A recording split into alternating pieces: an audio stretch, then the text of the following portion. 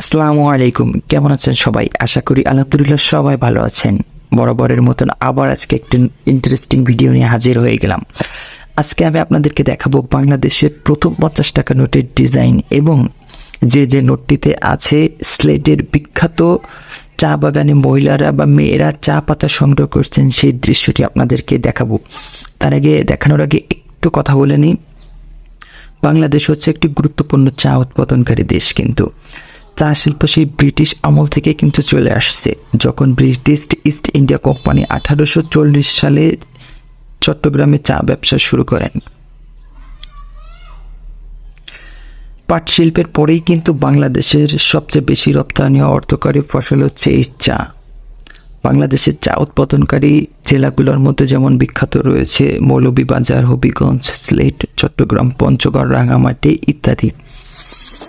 এখন আমি আর কথা না বানিয়ে নোটটি দেখাতে শুরু করি।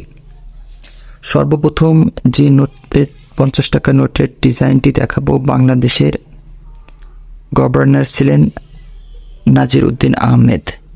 নোটটি 1976 সালের নোট, আর এটাই কিন্তু বাংলাদেশের প্রথম 50 টাকা নোটের ডিজাইন। আর এই যে একটু আগে বললাম যে নোটটিতে চায়ের বাগানের দৃশ্য তুলে ধরা হয়েছে, এই বাংলাদেশের 50 টাকার প্রথম নোটের ডিজাইন এটাতেই কিন্তু সে চায়ের বাগানের দৃশ্য তুলে ধরা হয়েছে। এই যে ফ্রন্ট সাইডে আছে তারা মসজিদ, যেটা ঢাকায় অবস্থিত, আর এই যে ব্যাক সাইডে সেই চা বাগানের সুন্দর দৃশ্যটি।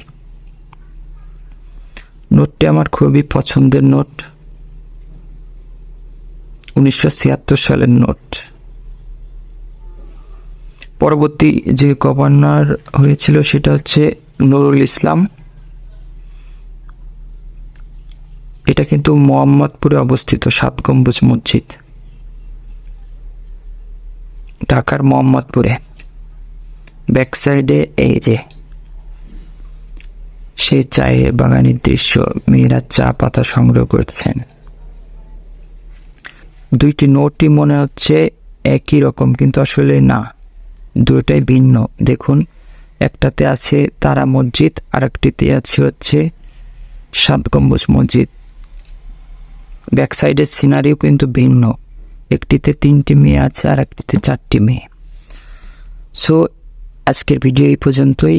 নেক্সট কোনো ভিডিও নিয়ে আবার হাজির হব আপনাদের মাঝে। আর ভালো লাগলে অবশ্যই আমার চ্যানেলটি সাবস্ক্রাইব করবেন, আর পুরাতন ভিডিও নোট দেখতে চাইলে আমার চ্যানেলে গিয়ে দেখে আসতে পারেন। আল্লাহ হাফেজ।